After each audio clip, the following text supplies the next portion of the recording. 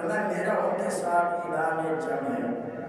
یعنی اللہ اپنے دوستوں سے اتنی محبت اتنا پیار فرماتا ہے، جو بندہ اس کے ولی سے اس کے دوست سے دشمنی رکھتا ہے، لوگ سے رکھتا ہے، ان کے اوپر تنقید کرتا ہے، اللہ کے ولی کی ولایت کو نہیں مانتا، اللہ فرماتا ہے میں اسی سے اعلان جنگ کرتا ہوں. جس سے اعلان جنگ، ایک تو یہ بندہ ہے جس سے رب اعلان جنگ فرماتا ہے، دوسرا وہ بندہ ہے جو سود کا کاروبار کرنے والا ہو، سود کا لین دین کرنے والا ہو. اللہ نے دو بندوں سے اعلان جنگ فرمایا ہے، ایک سود خور اور دوسرا ولیوں کا دشمن. ہم دعا کرتے ہیں اللہ تبارک و تعالیٰ ان دونوں سے ہم سب کو محفوظ فرمائے. فرمایا ہم اللہ والوں کو ماننے والے ہیں، محبت کرنے والے ہیں، اللہ والوں سے پیار کرنے والے ہیں. اولیاء جمع ہے ولی کی، اور ولی کی کئی معنی ہیں. کچھ معنی وہ ہے جو لغت ثابت ہے اور کچھ معنی قرآن سے ثابت ہے، کیونکہ القرآن یفسر بعدہ بعدا، قرآن اپنے بعض حصوں کی خود تفسیر بیان کرتا ہے. قرآن اپنے بعض حصوں کی خود تفسیر بیان کرتا ہے. پہلے وہ معنی بیان ہوا کہ جو از لغت ثابت ہے، بعد میں وہ معنی بیان ہوں گے جو از روح قرآن سے ثابت ہے. ملاحظہ فرمائیں اللہ ولی اللہ، اللہ ولی کا، اللہ تیرا نگہبان ہے. یعنی ولی کی حفاظت نگہبان اللہ ہے. یہاں ولی کے معنی میں نگرانی کرنے والا، چونکہ لغت کی مشہور کتاب المنجید میں یہی لکھا ہے. اللہ کا کامل ولی اپنے مرید کی نگرانی کرتا ہے، اس کو بے راہ کا شکار نہیں ہونے دیتا. یہ بات ذہن نشین رکھ لیں کہ بات کامل ولی کی ہو رہی ہے، اور کامل کی تعریف یہ ہے کہ سید الخصوص فرماتے ہیں کہ لا یکمل الرجال عندنا حتی یعلم، فرمایا ہمارے نزدیک تو آدمی تب تک کامل نہیں ہوتا جب تک اس کا اپنے مرید کی حرکتیں اس کے آباؤں کی معلوم نہ ہو. جب تک یہ معلوم نہ ہو اس وقت تک وہ کامل نہیں ہوتا. کامل کی پہچان یہ ہے اس کا مرید جہاں بھی ہو، جو کام کرتا ہو، جو عمل کرتا ہو، پیر جانتا ہے میرا مرید اس وقت کس حال میں ہے اور کون سا کام کر رہا ہے. اور دوسری بات بیان فرمائی کس وقت حرکت کی، یہاں تک کہ اس کی جنت یا دوزخ میں قرار پکڑنے تک کے حالات جانتا ہے. ولی وہ ہوتا ہے وہ جانتا ہے کہ جنت تک اور دوزخ تک کے تمام راستے جانتا ہے. میرا مرید کس حرکت کی وجہ سے دوزخ میں جا رہا ہے یا کون سے عمل کی وجہ سے جنت میں جا رہا ہے. آج کا ایسا کامل ولی ہمیں کہاں ملتے ہیں؟ آج تو کھانے پینے والے ملتے ہیں. فرمایا جو ہمیں اور برباد کرنے والے ملتے ہیں، جو ہمارے ایمان کی حفاظت کرنے والا نہیں ملتا. اگر ہم چاہیں کہ ہمیں ایمان کی حفاظت کرنے والا نصیب ہو تو پھر ہمیں تلاش کرنا پڑے گا کہ وہ سچا اللہ کا ولی کون ہے.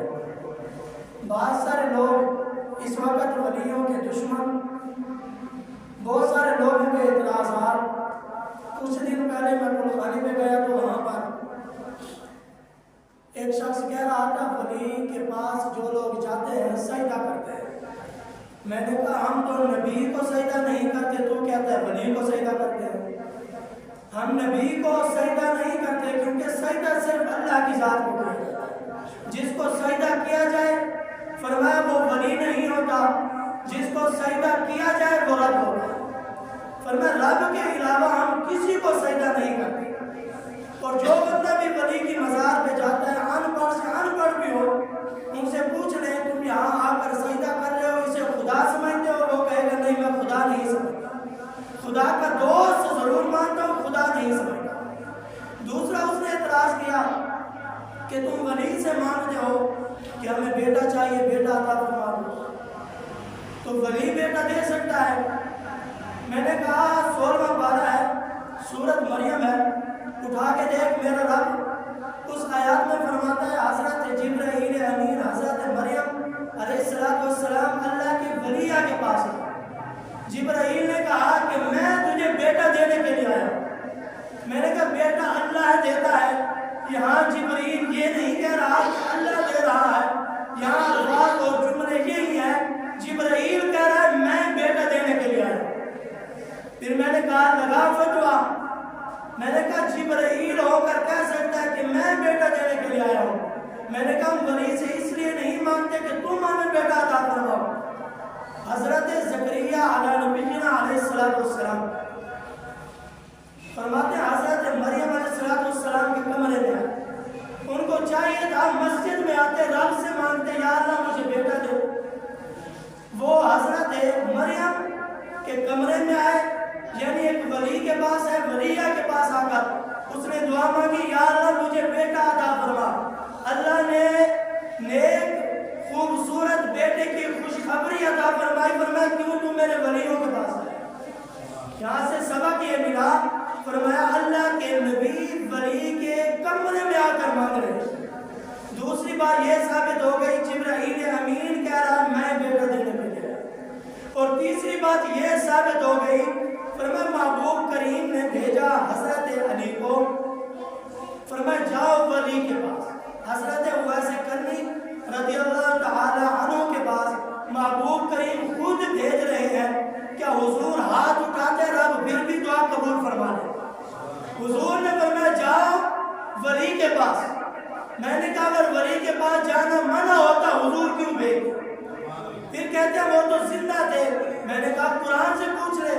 فرمایا زندوں سے مرنے والے جو ہوتے ہیں وہ زیادہ کام کرتے ہیں، اس وقت وہ دنیا میں ہوتے ہیں، جب وہ قبر میں جاتے ہیں فرمایا ان پر کوئی ایسے معاملات نہیں ہوتے، اس وقت وہ جا کر زیادہ کام کرتے ہیں۔ فرماتے ہیں جب محبوب کریم نے بھیجا جاؤ حضرت اویس کرنی کے پاس، یہ میرا تحفہ بھی لے جاؤ اور ان سے کہو کہ میری امت کے لیے دعا کرو۔ معلوم ہوا ولیوں سے دعا کرانا، ان کے پاس جانا، یہ قرآن اور حدیث سے ثابت ہے۔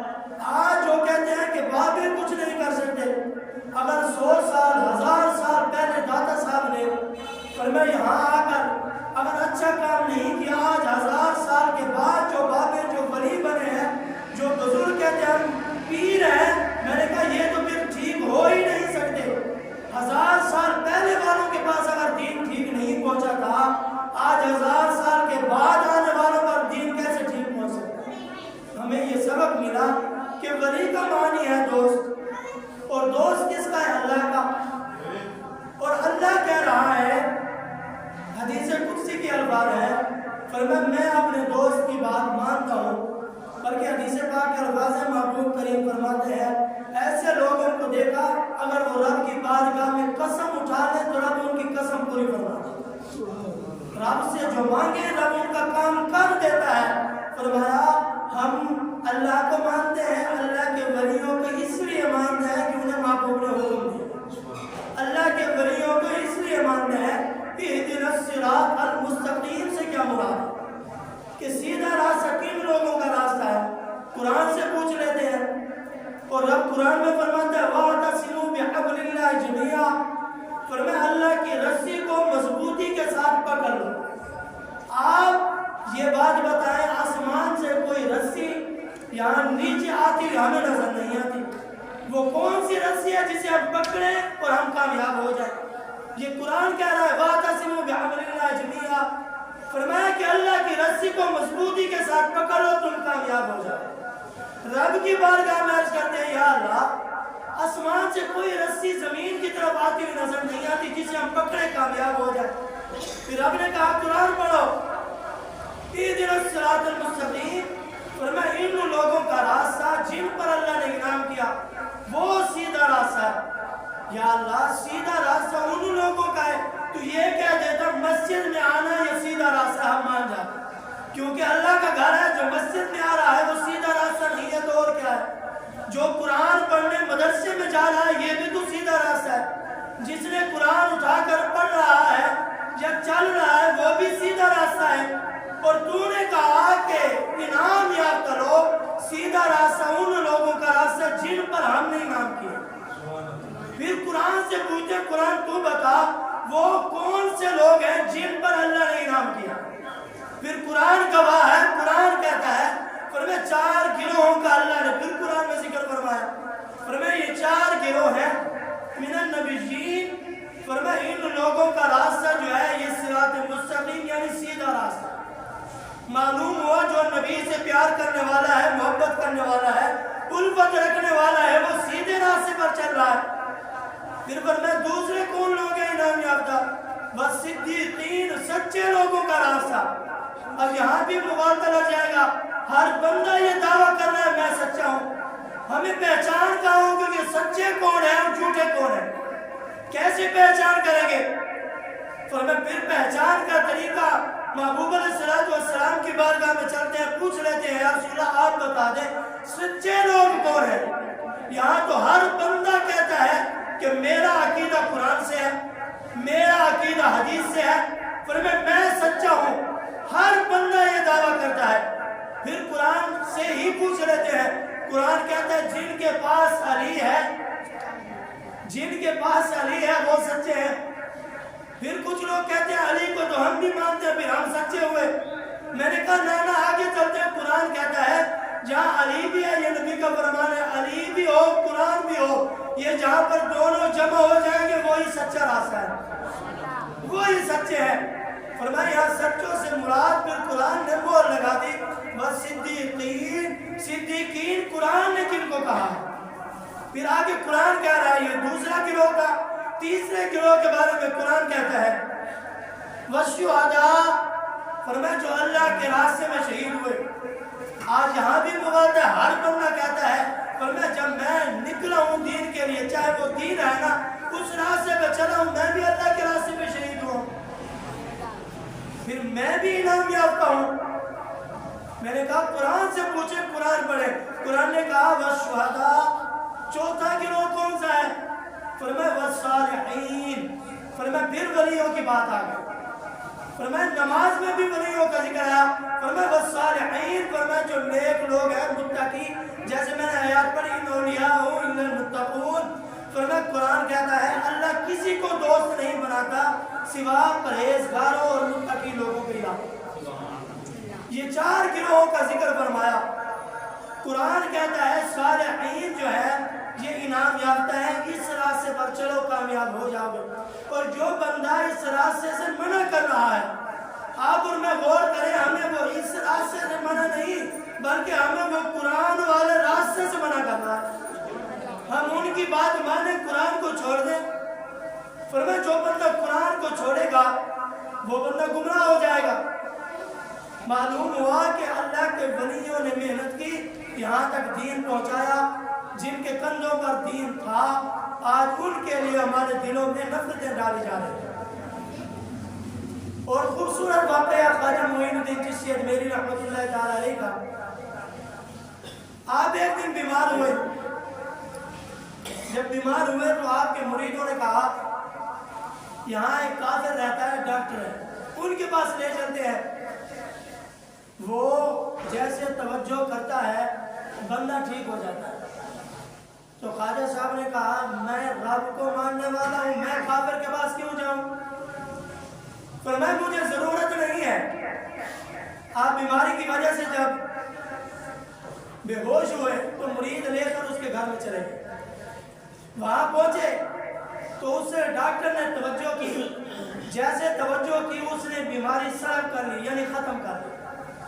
خواجہ صاحب ٹھیک ہو گئے، ہوش آیا تو خواجہ صاحب نے پوچھا بتا، اس خواجہ صاحب کی بات کر رہا ہوں جنہوں نے 90 لاکھ کافروں کو کلمہ پڑھایا، اس اللہ کے ولی کی بات کر رہا ہوں، پہلے کی بات نہیں۔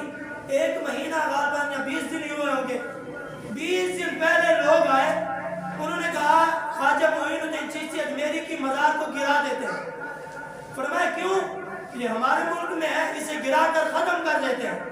جب وہ کرینے لے کر آئے، انہوں نے کرینے چلانا شروع کی، فرماتے ہیں کرینے نے انہوں نے چلایا تو کرینے ٹوٹ گئی، خراب ہو گئی، کریلیں نہیں چلی، بہت سارے انہوں نے کوشش کی یہ مزار گرا دیا جائے، وہ نہیں جانتے تھے اللہ نے فرمایا تھا جو میرے ولی سے دشمنی کرے میں اعلان جان کر دوں۔ بندے کی بات ہے ہی نہیں، جب بات ہی رب کی ہے، انہوں نے بہت کوشش کی اس مزار کو گرا دیں۔ فرماتے ہیں گواہی دینے والے مسلمان نہیں تھے، کافر کہہ رہے تھے کہ وہ کریلیں آئی، انہوں نے گرانے کی کوشش کی، فرمایا مزار نہیں گرا سکے، پھر واپس چلے گئے۔ معلوم ہوا جو اتنی صدیوں کے بعد آج بھی مزار کی طرف اگر کوئی ٹیڑھی آنکھ سے دیکھے گرانے کی کوشش کرے، آج بھی رب کہتا ہے کہ یہ اللہ کے ولی جو ہے زندہ ہوتے ہیں۔ ولی تو دور کی بات ہے، محبوب کا فرمان ہے جب قبرستان میں جاؤ تو السلام علیکم یا رب قبول کہو۔ آپ اور میں غور کریں، سلام زندوں کو کیا جاتا ہے یا مردوں کو کیا جاتا ہے؟ سلام ہم زندوں کو کرتے ہیں، اگر وہ مردہ تھے تو حضور نے کیوں کہا وہاں جا کر سلام کرو؟ حضور نہیں جانتے تھے کہ وہ مردہ ہے، مردوں کو کیوں سلام کرتے ہیں؟ جب مدینے والے مصطفیٰ نے کہہ دیا فرمایا وہاں جا کر سلام کرو، فرمایا تمہارا سلام سنتے بھی ہیں، ان کا جواب بھی عطا فرما دو۔ یہ تو عام بندے کی شان ہے، ولی کی شان کا عالم کا ہو۔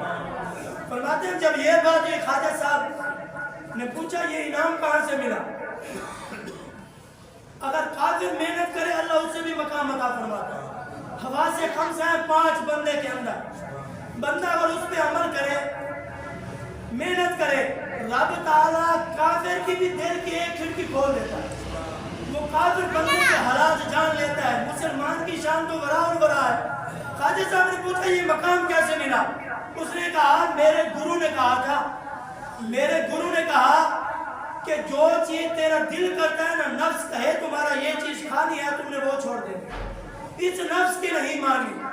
وہ کہتا ہے میں نے اپنے گرو کی بات مانی، میرا دل کیا گوشت کھاؤں، میں نے چھوڑ دیا، نفس کا مقابلہ کیا، اس کے خلاف چلا۔ فرماتے ہیں جب اس کے خلاف چلا تو اللہ نے میرے دل کی کھڑکی کھول دی۔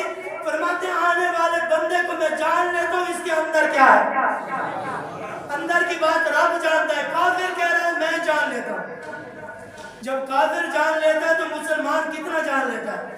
پھر خواجہ صاحب نے کہا اللہ کے ولی ہوتے ہی وہی ہیں، فرماتے ہیں جو دوسروں کی زندگی بدل دیتے ہیں۔ پھر خواجہ صاحب نے کہا بتا تیرا نفس یہ کہتا ہے کہ کلمہ پڑھ، تیرا نفس یہ کہتا ہے کلمہ پڑھ؟ اس نے کہا میرا نفس نہیں کہتا کلمہ پڑھ۔ اس نے کہا پھر نفس کے خلاف چل، اگر نہ مانتا تو مرتا کیا نہ کرتا، کیونکہ گرو کی بات تھی جو چیز نفس کہے نہیں ماننی، نفس تو نہیں کہتا تھا کلمہ پڑھ۔ خواجہ صاحب نے کہا بتا پھر نفس کہتا ہے کلمہ پڑھ؟ کہتے نہیں کہتا۔ فرمایا پھر پڑھ کلمہ۔ اس نے کہا پڑھاؤ کلمہ، کلمہ پڑھا اور مسلمان ہو گیا، دادا صاحب کے قدموں میں آ گیا۔ فرماتے ہیں یہ شان ہے خدمت گاروں کی، سرکار کا عالم کا ہو۔ میں ابھی مطالعہ کر رہا تھا بابا فرید کے پاس، یہ کتاب میرے پاس موجود ہے ابھی بھی۔ فرماتے ہیں تو دادا خواجہ صاحب بابا فرید رحمۃ اللہ تعالیٰ علیہ، یہ خواجہ صاحب کے جو مرید ہیں یہ ان کے مرید ہیں بابا صاحب۔ خواجہ بختیار کاکی جو ہے رحمۃ اللہ تعالیٰ علیہ، یہ خواجہ معین الدین چشتی اجمیری کے مرید ہیں اور بابا فرید ان کا مرید ہے۔ فرماتے ہیں اللہ والے کمال کرتے ہیں۔ فرماتے ہیں جب یہ بابا صاحب کی زمین تھی، پہلے میں نے سنا تھا اب میں نے پڑھا ہے، بابا صاحب کی زمین تھی تو وہ لوگوں نے ناجائز قبضہ کر لیا۔ آج بھی بہت سارے لوگ ناجائز قبضہ کرنے پر تلے ہوئے ہیں۔ یہ ہماری زمین ہے، ایک بڑی سی جگہ اگر کسی نے ناجائز اپنے حق میں لے لی، محبوب کریم فرماتے ہیں ایک زمین نہیں، یہ نیچے 7 زمینیں ہیں، 7 زمینوں کا اللہ توق بنا کر قیامت کے دن اس کے گلے میں پہنا دے۔ ایک بڑی سی جگہ۔ آج تو ہم جھوٹے دعویٰ کر رہے ہیں، ہم تو مرنا نہیں چاہتے، مرنا ہی نہیں ہے۔ تو بابا صاحب کے پاس جب یہ بات آئی، اس نے ناجائز قبضہ کیا، یہ زمین میری ہے۔ یہ فیصلہ چلتا چلتا جج صاحب کے پاس پہنچا تو بابا جی نے کہا فرمایا یہ زمین میری ہے۔ اس نے کہا کاغذ دکھا، بابا صاحب نے کہا کاغذ نہیں ہے۔ فرمایا گواہ لا، بابا صاحب نے کہا گواہ بھی نہیں ہے۔ فرمایا گواہ کے بغیر بات نہیں مانی جائے گی، کاغذوں کے بغیر بھی بات نہیں مانی جائے گی۔ فرماتے ہیں جب اس نے کہا یہ نہیں مان سکتا، بابا صاحب نے کہا یہ جو بندہ کہہ رہا ہے نا زمین میری ہے، اس کو کہہ دے چل زمین کے پاس چلتے ہیں، زمین سے پوچھ لیتے ہیں زمین کس کی ہے۔ میں قرآن سے ثابت کروں گا، یہ واقعہ نہیں سنا رہا، قرآن کی آیات پڑھتا ہوں آپ کے سامنے۔ فرماتے پھر کیا کہا؟ فرمایا چل زمین کے پاس چلتے ہیں. سارے لوگوں کا ہجوم جمع ہو گیا. زمین بھی بولتی ہے کبھی ہم نے نہیں سنا. فرماتے ہیں وہ چلا اس زمین میں آ گئے, اس ٹکڑے میں آ گئے. آ کر جب پہنچے تو اس نے کہا جس نے دعویٰ کیا تھا بابا جی نہیں آئے. بابا جی نے کہا اپنے مرید کو بھیجا جا کہہ دینا. فرماتے ہیں جب اس نے آ کر وہاں کھڑے ہو کر آواز لگائی فرمایا زمین بتا تو کس کی ہے. ولی نہیں تھا, بلوانے والا ولی نہیں تھا, یاد رکھنا. عام بندہ تھا جو ولی کے خلاف آیا تھا. اس نے کہا زمین کو زمین بول. زمین خاموش سی, بابا جی کا مرید بول پڑا. اس نے کہا زمین بابا جی کا حکم ہے, فرمایا بتا تو کس کی ہے. پھر یہاں بابا جی بھی خاموش ہیں. زمین نے جواب کیا دیا, قرآن سے پوچھتے ہیں قرآن تو بتا کیا ولیوں کے کہنے پر زمین بھی بولتی ہے. ولی کے کہنے پر زمین بھی کبھی بولی ہے. آج جو لوگ ولیوں کا جو انکار کر رہے ہیں آپ بتائیں کیا زمین بولتی ہے. پھر آگے کیا جواب دیا, فرمایا اب قرآن میں فرماتا ہے اولئک هم الوارثون الذین یرثون الفردوس هم فیہا خالدون. 18واں پارہ ہے اور پہلا یہ صفحہ ہے. فرماتے ہیں کیا بیان فرمایا, وہی لوگ جنت الفردوس کے وارث ہیں, اس میں ہمیشہ رہیں گے. پھر دوسرے مقام پر رب نے ارشاد فرمایا تلک الجنت التی نورث من عبادنا من کان تقیا. فرمایا یہ جنت ہے, ہم نے اپنے متقی کو اس کا وارث بنایا ہے. ابھی پڑھا ان اولیاء الا المتقون. رب فرماتا ہے وہ میرے دوست ہیں جو متقی لوگ ہیں. یہاں رب نے فرمایا ہم نے متقی لوگوں کو زمین کا وارث بنایا ہے. جب زمین کے وارث بھی وہی لوگ ہیں, زمین نے آگے کیا جواب دیا خوبصورت. جب بابا جی کے مرید نے کہا زمین بول اس کے کہنے پر, فرماتے ہیں زمین بول پڑی. آپ خاموش بیٹھے کہتے سبحان اللہ. زمین بول پڑی. زمین نے آگے سے کیا جواب دیا. لوگ کہتے ہیں ولیوں کا انکار. میں نے کہا ولی کا انکار کرنے سے پہلے سوچ لینا یہ بات کہاں تک جاتی ہے, کیونکہ ولیوں کے شان میں قرآن بول رہا ہے. جب قرآن گواہی دے رہا ہے تیری گواہی کی کیا ضرورت ہے. میں نہیں مانتا, تو نہیں مانتا, نہ مان, تیری اپنی مرضی. میں نے بخاری شریف کی حدیث پڑھی ہے من عاد لی ولیًا فقد آذنته بالحرب. رب فرماتے ہیں میں ان سے اعلان جنگ کرتا ہوں. یعنی تو میرے ساتھ لڑائی نہیں کر رہا, تو رب کے ساتھ جنگ کر رہا ہے. پھر اپنی آخرت بچا, ایمان بچا اپنا. فرماتے ہیں جب تو کس کی ملکیت میں ہے. فرماتا ہے پھر اس نے جب یہ وقت نام لیا وہاں پہنچے, آواز نہ آئی تو بابا صاحب کے خادم موجود تھے. اس نے کہا کہ حکم کے اے زمین بول. پھر زمین نے جواب دیا. فرمایا اچانک آواز آئی زمین سے, اچانک آواز آئی زمین سے. فرمایا ندان کیا پوچھتا ہے. فرمایا احسن طریقے سے بابا فرید کی ملکیت میں ہوں. زمین بول پڑی, آپ خاموش رہے. بابا فرید کی ملکیت میں ہوں, زمین کہہ رہی ہے. زمین نے کہا کہ بابا فرید کی ملکیت میں ہوں. اور آگے پھر قرآن بولا فرمایا تلک جنت التی نورث من عبادنا من کان تقیا. فرمایا متقی بندوں کو رب فرماتا ہے میں نے اس کا وارث بنایا ہے. یعنی یہ ساری زمین ہے, یہ ساری زمین کے وارث جو ہیں یہ اللہ کے ولی ہیں. یہ اللہ کے ولی کی ملکیت میں ہے اور اللہ کے ولی ہی اس کے مالک ہیں. پھر ہم کیوں نہ ان سے پیار کریں. اللہ کے ولیوں سے اس وجہ سے ہم پیار کرتے ہیں. فرماتے ہیں شیطان آیا. شیطان ایک شخص کے پاس آیا, پر میں قرآن کہتا ہے اپنا ایک کسی کے ہاتھ میں ہاتھ دھو, یعنی کسی کو اپنا مرشد بنا لو. یہ قرآن کا فیصلہ. یعنی جو بندہ قرآن کے فیصلوں کو نہیں مانتا, قرآن کی آیات کا مفہوم ہے میں ہوش و حواس سے کہہ رہا ہوں, کسی کو سمجھ نہ پریشان نہ ہو, پوچھ بھی سکتا ہے. فرمایا جس کا کوئی مرشد نہیں ہے اس کا مرشد شیطان ہے. جب تک بندہ کامل ولی کے ہاتھ, آج کے 2 نمبر پیروں کی بات میں نہیں کر رہا, ہم ان پیروں کو ہی نہیں مانتے. اہل سنت و جماعت کا ان کے ساتھ کوئی تعلق نہیں ہے 2 نمبر پیروں سے. پھر دوسری بات جو مزاروں پہ سجدہ کرتے ہیں ان کا ہمارے ساتھ کوئی تعلق نہیں ہے. صحیح ہے, جو مزار پہ جا کر کہتے ہیں کہ یہ ولی بیٹا دیں گے, نہ ہم کہتے ہیں ان کے وسیلے سے ہم نے رب سے مانگا ہے. ہمارا یہ عقیدہ ہے کیونکہ وہ اللہ کے قریب ہے، ہم وہاں جا کے اس لیے مانگتے ہیں۔ فرمایا ہم اتنا جلدی سچوں کے پاس نہیں پہنچ سکتے، یہ تو دنیا کا بندہ ہے، رب کے پاس کیسے پہنچ سکتے ہیں؟ فرمایا رب کے پاس بھی جانے کے لیے ہمیں وسیلے کی ضرورت ہے۔ یہ بھی رب کا قرآن ہے، یا ایھا الذین آمنوا اتقوا اللہ وابتغوا الیہ الوسیلہ۔ رب کہتا ہے میری بارگاہ میں ڈائریکٹ نہیں آ سکتے، رب کہہ رہا ہے میری بارگاہ میں آنے کے لیے وسیلہ تلاش کرو۔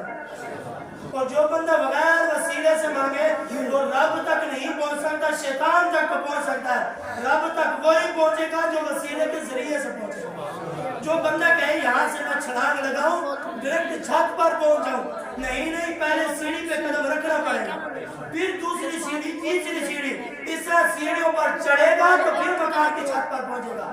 جب بندہ پہلے سیڑھی پہ قدم نہیں رکھتا، مکان تک نہیں پہنچ سکتا، تو رب رحمان تک کیسے پہنچ سکتا؟